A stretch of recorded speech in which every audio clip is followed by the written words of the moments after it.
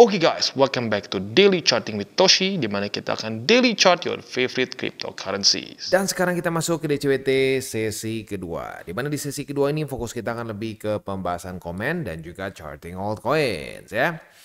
Nah, reminder dulu, nanti malam kita akan keluar dua data penting dan dua-duanya keluar di jam 9 malam, yaitu CB Consumer Confidence and Jolts Job Openings ya. Jadi buat lo yang punya posisi futures dekat-dekat jam 9 malam masih belum kena target TP, pertimbangkan untuk tutup posisi. Ya, buat yang agresif minimal pasang SL ya. Oke, next kita lihat dulu ke chart untuk BTC, kita bisa lihat di sini ya. Overall nggak terlalu banyak perubahan, masih di daerah situ. Kita lihat besok apakah Bitcoin bisa bertahan di atas dari 93.700-an atau tidak. Nah, kalau bisa, that's good ya. Dan mungkin yang lebih menarik lagi adalah nanti di weekly close-nya. Walaupun ya masih lama sih ya, masih 6 hari kurang lah, 6 hari kurang. Kita lihat apakah dia akan retest ke BSB dan mantul ya. Masih too soon to conclude, so ya santai aja. Kita nikmatin prosesnya ya. Dan by the way di DCWT sesi pertama kita sudah bahas ya mengenai beberapa skenario yang bisa terjadi saat terjadi reclaim ya. Ada skenario yang ada yang bullishnya, ada yang bearishnya, dan ya inilah ya, kalau kita jelasin lagi di sini kepanjangan. Jadi buat lo yang penasaran silakan boleh nonton ke DCWT sesi pertama yang sudah kita upload tadi pagi ya. Atau lebih tepatnya siang lah, nggak pagi ya. Oke. Next kita masuk ke Bitcoin Dominance. Untuk Bitcoin Dominance hari ini mulai terjadi koreksi lagi dan semakin mendekati ke MA20 ya. Nah, kita lihat apakah nanti di MA20 dia akan mantul atau tidak ya. Nah, menurut gue itu mungkin akan dibantu juga sama ini ya, sama balance sheet. Apakah balance sheetnya akan terus stabil atau enggak? Kalau terus stabil ya, terus netral seperti ini, kita ada possibility bisa jebol MA20 ya, karena seperti yang kita tahu, untuk mendapatkan altcoin season, technically speaking kita nggak perlu sampai QE sih ya, karena di 2016 itu pernah terjadi altcoin season ya. Kita bisa di sini altcoin season yang cukup signifikan tentunya ya, tanpa terjadi QE, hanya netral saja. Tapi kalau mau ngomong idealnya ya lebih ideal sih QE ya. Tapi apapun itu ya, data menunjukkan bahwa kalau QT-nya berhenti aja ya, nggak dalam kondisi QT, itu BTC bisa saja, atau lebih tepatnya altcoin season bisa saja terjadi begitu ya. Oke, itu aja sih mungkin ya yang harus gue ingatkan lagi. Next ya, gue ingatkan lagi juga 70-30 ya, jangan aneh-aneh, jangan mulai jangan mencoba untuk terus-terusan mendahului market ya. Dengan lu pegang 30% atau 40% portofolio lu altcoins itu sudah sangat cukup untuk antisipasi kalau sampai terjadi altcoin season. So tekan rasa FOMO begitu ya, tekan, jangan mau kemakan lagi dengan wah hanya dalam berapa bulan kita bisa dapat apa gitu. Janganlah ya, berpikirlah jangka panjang ya. Oke, next kita langsung aja masuk ke komen. Yang pertama dari Ark Fenrir ya. Ingat ya guys, jangan kebelet FOMO seperti yang udah, wah pas banget ya, gue baru ngomongin jangan FOMO. Bro Ark Fenrir juga ngomong soal itu ya, mengingatkan hal yang sama. Ingat guys, jangan kebelet FOMO. Seperti yang udah dibilangin Kotoshi berkali-kali sampai rela bibirnya doer. Tetap DCA dan antisipasi dua arah, karena kita bukan cucunya Opa Powell. Salam tabur tuai. Menabur hal baik akan menuai hal baik pula. Terima kasih Kotoshi untuk wejangannya. Mantap ya. Benar ya, jadi kita harus selalu siap dua arah begitu. Dan beberapa kali ya oleh para penganut dukun gitu ya, para pengabdi dukun itu dianggapnya katanya apa tuh nggak gentle. Gue bingung ya, apa hubungannya gentle sama lo tebak-tebakan di market gitu. Harusnya tebak satu dong, itu baru gentle. Enggak, kalau cuma tebak satu itu artinya lu berjudi. Tapi kalau lu siap dengan dua-duanya, nah itu lu baru benar-benar berinvestasi. Karena menurut gue ya, at least menurut gue nih ya, investasi itu adalah bagaimana lu mengatur resiko begitu. Dan orang yang bisa mengatur resiko nggak mungkin tidak siap dua arah. Udah, as simple as that ya. Next, wah ada super thanks dari Revinza Altarizki. Wah, thank you. Ya, seperti yang sudah sering gue bahas ya, di TCI tidak ada namanya kelas berbayar, tidak ada namanya grup VIP. Maka dari itu super thanks selalu bagi lo yang menggunakan link referral kita di bawah, itu sangat membantu sekali perkembangan dari TCI. Jadi sekali lagi thank you untuk Bro Revinza ya. Next dari Iqbal Saputra. Iya bang, kadang kesel juga. Orang-orang sekitar gue pengen belajar, Tapi ya bikin kesel itu mereka cuma mau profitnya aja. Ngelihat untungnya, nggak tahu kalau ada turun naiknya market. Pas turun malah ngatain crypto scam. Haduh. Ya cukup banyak yang seperti itu ya. Tapi gini, kalau menurut gua, yang penting kan lu udah coba ya, udah coba memberikan apa namanya alternatif buat mereka dibandingin ngikutin dukun, mending belajar. Tapi kalau mereka nggak mau belajar dan masih menutup pandangan mereka, pokoknya setiap lagi turun dibilangnya scam, ya sudah. Yang penting lu sudah berusaha. Dan gini ya, kalau menurut gua pribadi ya, sebisa mungkin, sesedikit mungkin orang tahu kita itu invest di kripto, begitu. Karena nggak ada enaknya. Ya, gua jabarin kenapa nggak enak ya. Pertama, waktu lagi naik, yang ada apa? Lu diutangin. Aduh bro, kan lu investor kripto kaya lu. Bagi dikit lah, bagi dikit, bagi dikit. Bagi-bagi rezeki katanya ya. Pas turun lu dihina-hina. Wah, gimana kripto lu? Katanya kripto bagus. Gimana? Jadi bangke banget. Menurut gua mendingan dah orang nggak usah tahu lu punya kripto, nggak usah tahu lu suka dengan kripto, mendingan dah diem-diem aja. Tiba-tiba kalau wah kalau jadi kayak kaya banget ya, tiba-tiba jadi kayak sultan, bilang aja rezeki dari Tuhan. Udah benar, karena memang benar kan, nggak bohong juga rezeki dari Tuhan. Ya itu memang rezeki. Nggak mungkin kita cuma pakai akal kita yang luar biasa terus jadi profit, enggak. Pasti ada juga berkat dari Tuhan. Jadi ya nggak bohong kan. Ya udah gitu aja ya. Atau kalau lu mau sedikit nyeleneh, lu bisa ngomong ngepet gua. Oke. Next dari Haikalal Jun itulah ya. Terima kasih banyak Bang Toshi atas edukasinya. Apalagi sekarang baru tahu ada banyak ilmu kayak BSB dan pantulan-pantulan seperti di Amal 50 dan lain-lain. Dan pelajaran terpenting adalah DCA. Mantap, you get it ya, DCA. Memang itu paling penting ya menurut gua. Yang selalu Mak Toshi ajarkan. Terima kasih Mak. Salam dari penggemar baru korban dukun sesat. Nah, masuk lagi nih ya, masuk lagi ke statistik TCI. TCI itu banyak sekali ya membernya, keluarga besar TCI itu banyak sekali dari orang-orang yang terkena dukun.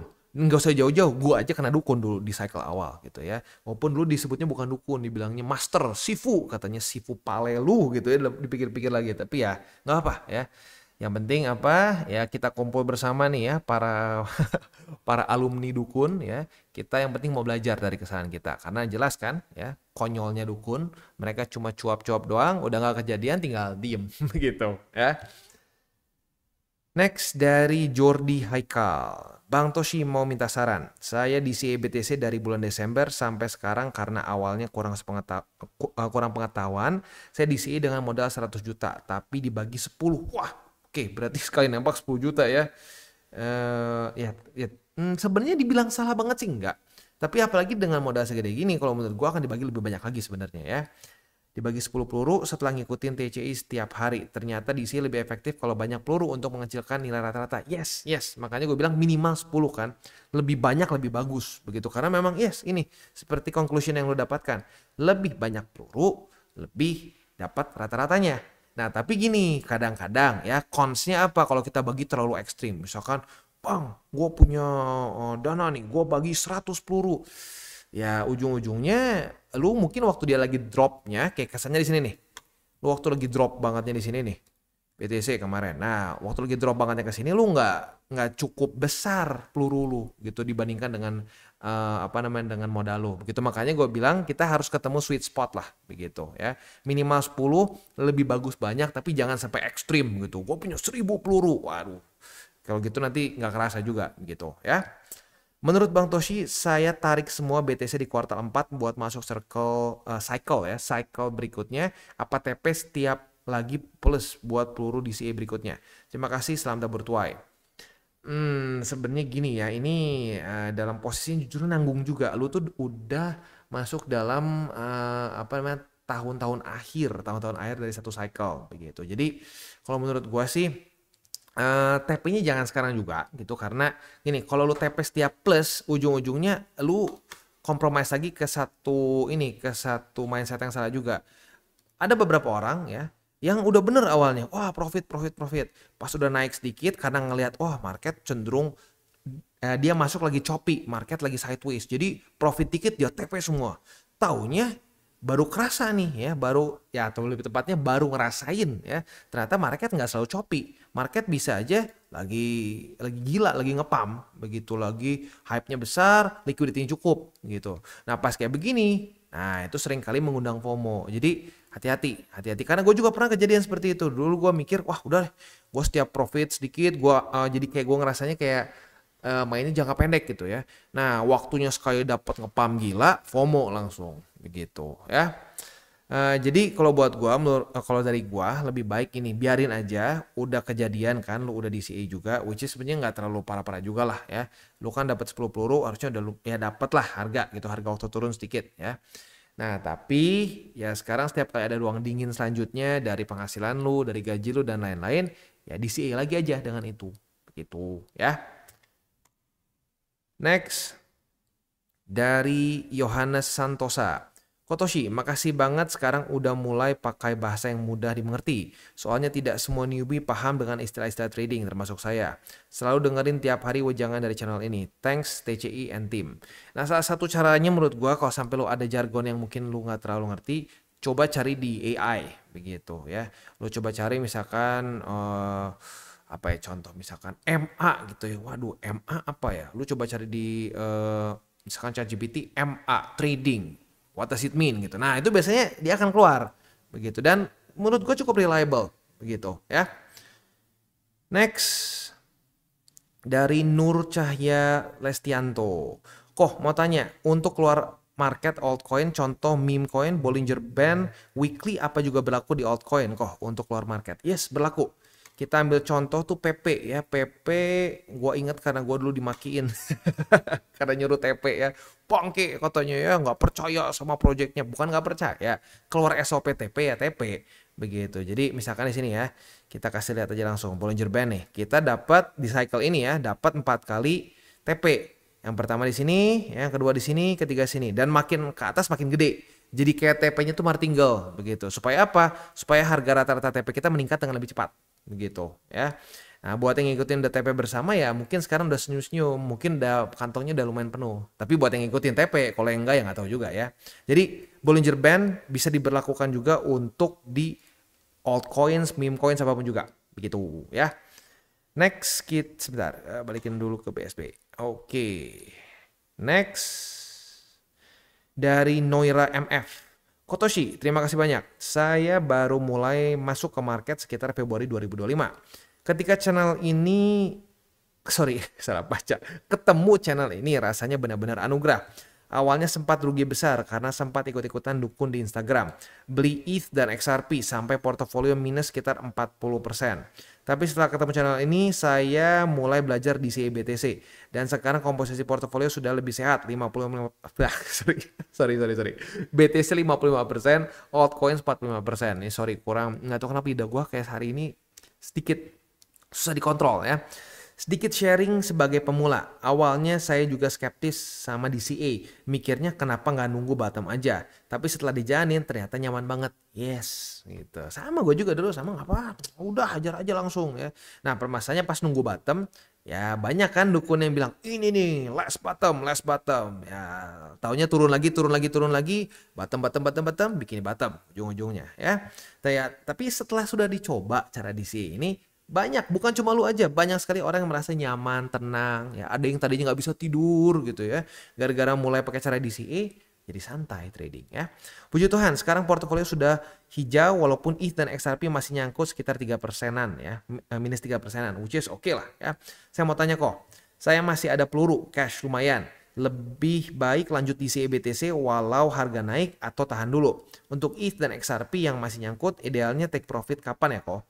Terima kasih banyak kok atas semua ilmunya. Sekarang malah ngerasa bingung pas market naik. Pengennya koreksi lagi biar bolong setelah kita bertuai.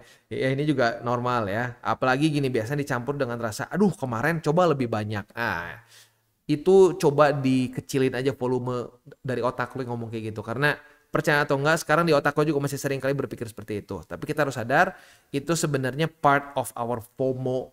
Ya part of our FOMO lah seperti itu ya. Jadi nggak apa ya terus saya DCA. Dan untuk urusan BTC nih ya walaupun harga naik nggak apa-apa terus aja. Sekarang gini ya, Ini gue udah pernah ngomong sebelum-sebelumnya ya.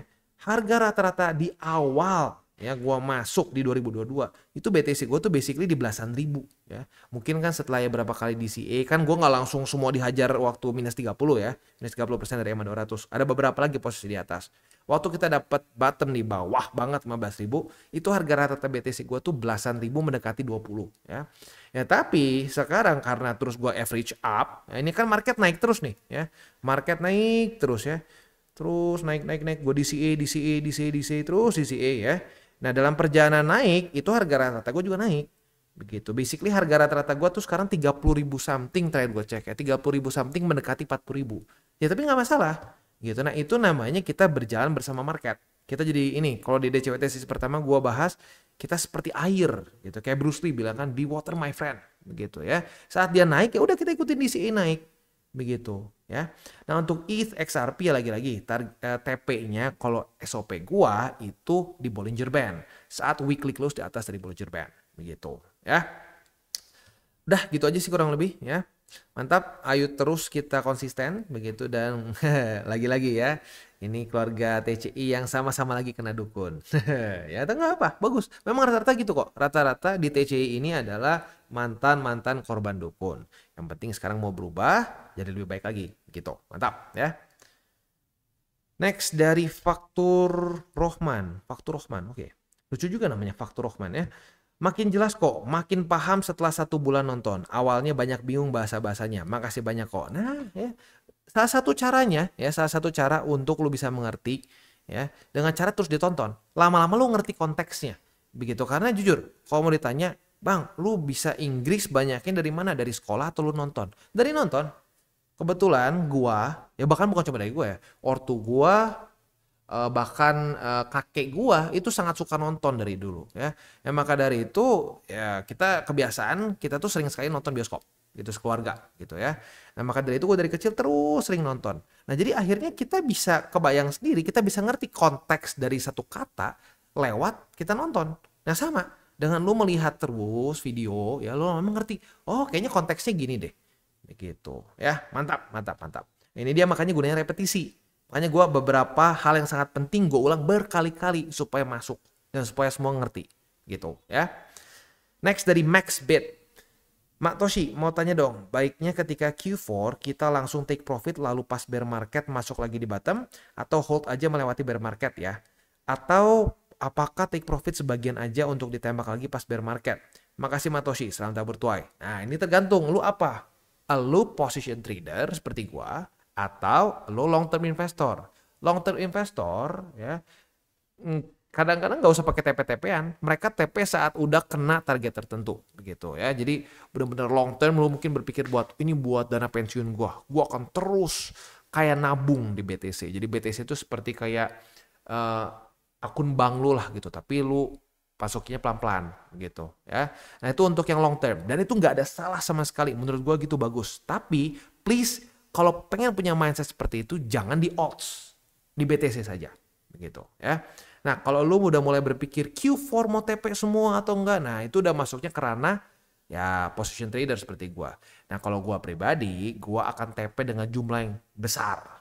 Ya, basically mungkin gua cuma tinggalin sedikit sekali di kuartal 4, begitu ya. Nah, sisanya nanti kita masuk lagi saat ya udah masuk ke bear market. Begitu. Nah kapan nantilah kita bahasnya. Kalau sekarang dibahas juga gue capek lah ya.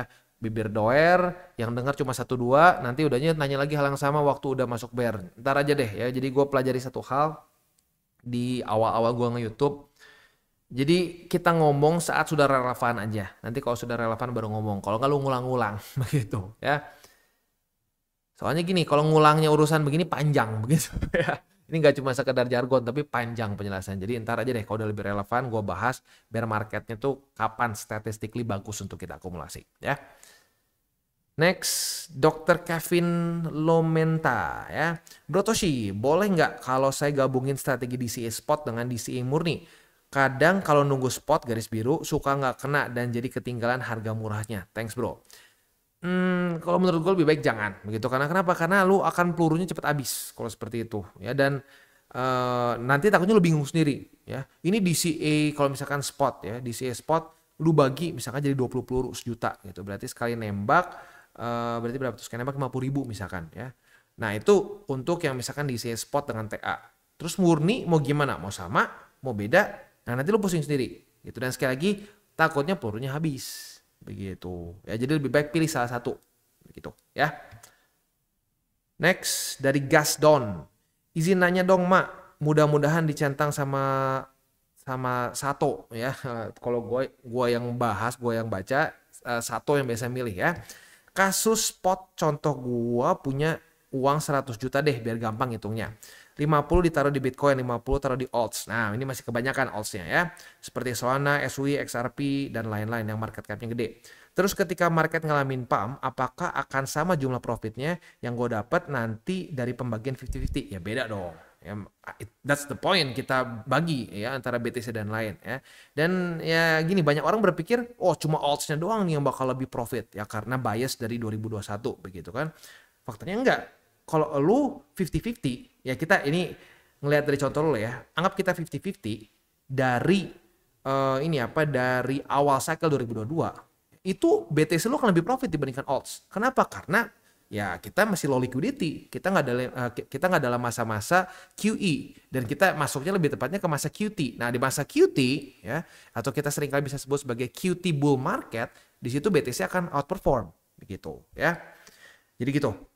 Kalau misal kegedean alt, ya lebih baik gue gedein alt aja dong kalau gitu. Nah itu kan kalau lu altnya bener. Kalau lu semuanya dapatnya kayak Om gimana? Atau lu semua belinya meme begitu. Nah ini hati-hati. Lu mikirin dulu profit, bukan mikirin resiko. Begitu ya. Profit BTC akan melampaui profit dari 50% yang gue taruh di alt. Bukan apa-apa mengingat harga BTC sekarang yang bisa dibilang lagi tinggi-tingginya ya. Misal Bitcoin bakal melebihi profit altcoin, tapi nanti di 2030 ya kelamaan dong. Kalau compound profit alt dari sekarang sampai 2030 pasti menang alt. Ini juga hati-hati, ini salah besar ya. Dan gue rasakan sendiri pahitnya. Dan gue juga lu mikir kayak gitu loh ya di awal cycle gue. Nggak apa deh, biarin aja. Alt kan lebih cepat. Nanti waktu di cycle selanjutnya alt gua yang jelek ini, yang ancur-ancuran ini, yang minus 90 ya, yang minus 80 ini bakal balik lagi ya, outperform lagi BTC. Salah besar. Itu alts mati jadi debu sampai sekarang ya. Nah, jadi itu ya. Tapi ini bagus. Ini pertanyaan yang kritis ya. Dan tapi hati-hati, ini berarti mindset dasar lo ini masih mikirin lu profit instead of risk.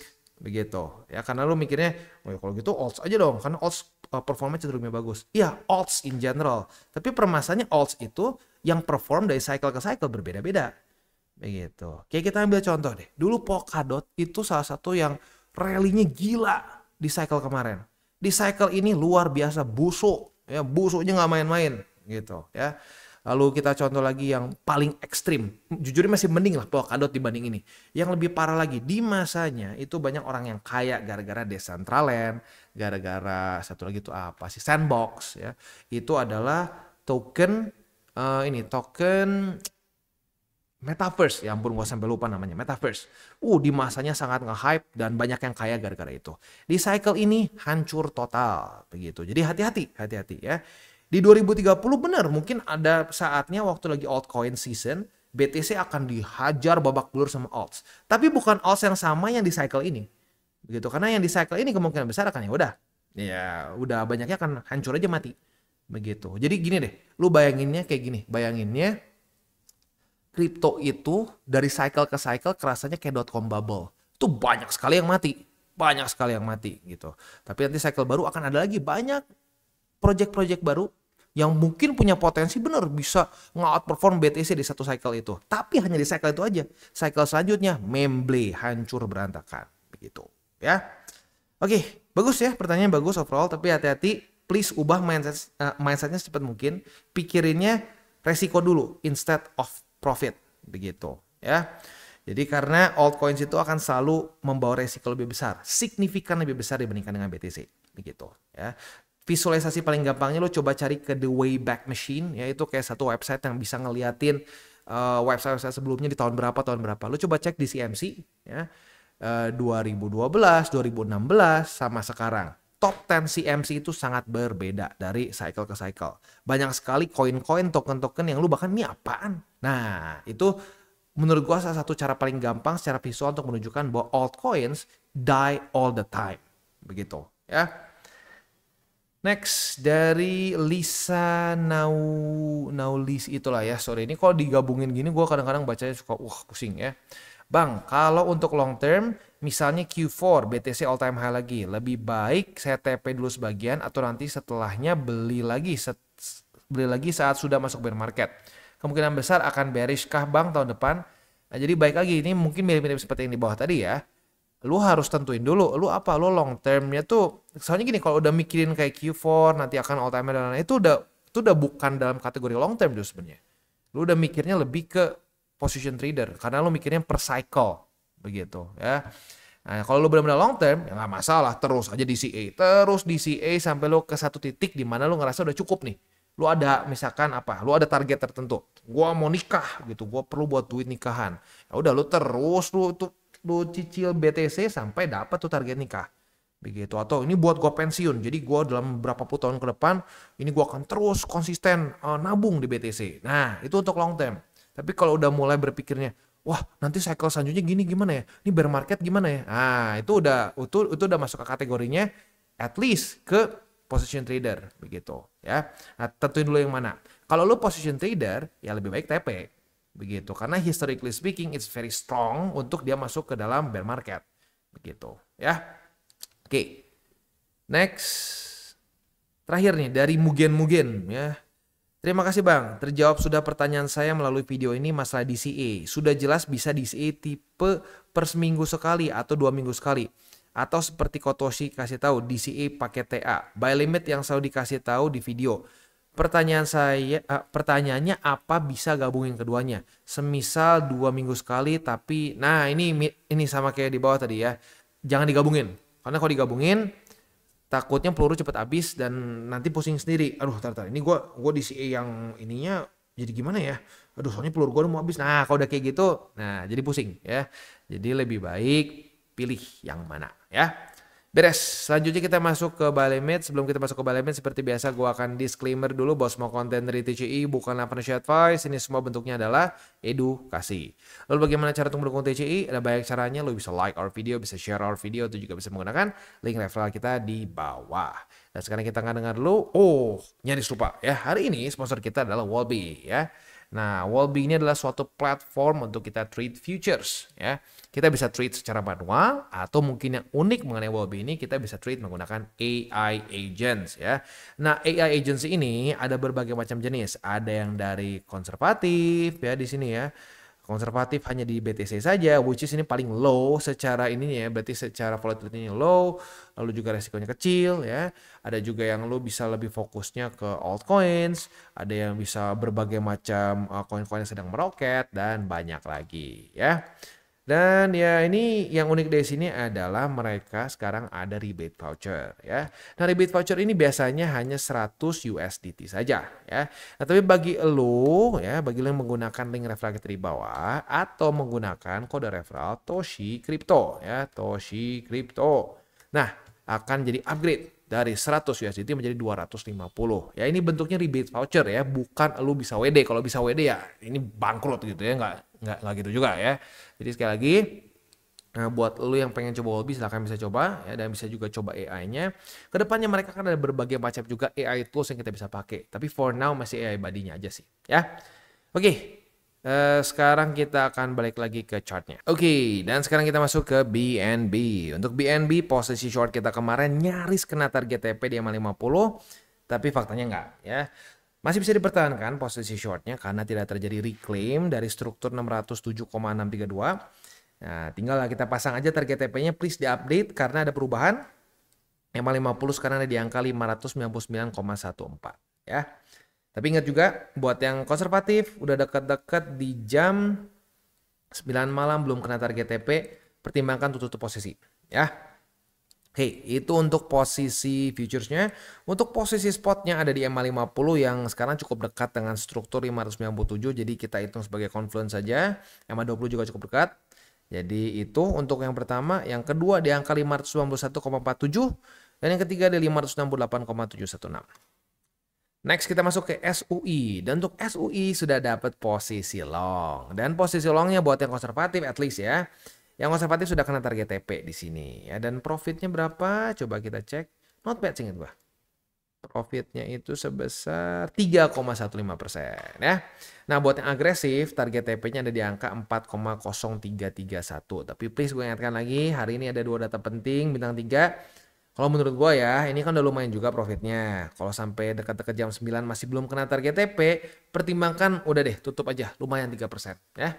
Untuk posisi spotnya ada di angka 3,4729, lalu di angka 3,24 yang sedang berconference dengan EMA 200, dan di 2,940. Next kita masuk ke Cardano. Untuk Cardano kita masih belum dapat retest keduanya nih ya. Padahal kemarin retest ke resisten dan support di hari yang sama ya. Jadi kita bisa limit dulu yang paling dekat sekarang di angka 0,7209. Apabila terjadi retest kedua kita bisa buka posisi short. Dengan target TP kita kalau yang lebih agresif mungkin boleh pertimbangkan di angka 0,6825. Yang lebih konservatif ini buat jadiin struktur sih kurang bagus, tapi buat TP yang konservatif boleh pertimbangkan di sini di angka 0,7023 ya. Oke, untuk posisi spot ada di angka 0,6825 yang cukup dekat dengan EMA 50, lalu ada juga EMA 20 dan ada juga satu lagi 0,630722 ya. Sekali lagi untuk MA gua nggak akan sebutin harganya berapa. Kenapa? Karena MA ini moving average akan bergerak begitu. Ada berapa kali kasus wah gimana sih nih ya moving average-nya buy limitnya nggak bener. Padahal dia nonton video berapa lama lalu. Jadi sekarang kalau moving average ya gue akan ngomongnya MA 20-50. Lu lihat sendiri sekarang faktanya berapa gitu ya. Oke. Itu kurang lebih untuk DCWT sesi kedua ini. Sebelum kita tutup seperti biasa gue ingatkan lagi 3 golden rules. Jangan pegang panas, jangan over leverage, berpikirlah jangka panjang. Dan salam tabur tuai. Apa yang lo tabur akan lo tuai, jadi taburlah sebanyak mungkin hal baik. Oke guys, jadi itu adalah akhir dari segmen DCWT kita pada hari ini. Dan jangan lupa bagi kalian yang merasakan manfaat dari segmen ini, jangan lupa untuk share ke teman-teman kalian. Dan apabila lu pengen mensupport channel kita, ya TCI, jangan lupa untuk menggunakan link referral kita di bawah. Nggak wajib, ya, tetapi apabila lu menggunakan link referral kita di bawah, ada macam-macam, ya, dari Bybit, Huobi, Maxi, toko kripto, dan banyak lagi, ya. Ya, walaupun nggak wajib, tapi kalau menggunakan link referral kita, lu secara langsung membantu perkembangan dari TCI. Dan satu lagi, jangan lupa juga untuk join Telegram group kita, di mana kita bisa ngobrol-ngobrol santai mengenai dunia cryptocurrency secara 2 arah. So, jangan lupa untuk like, subscribe, click the bell icon, and see you on the next video.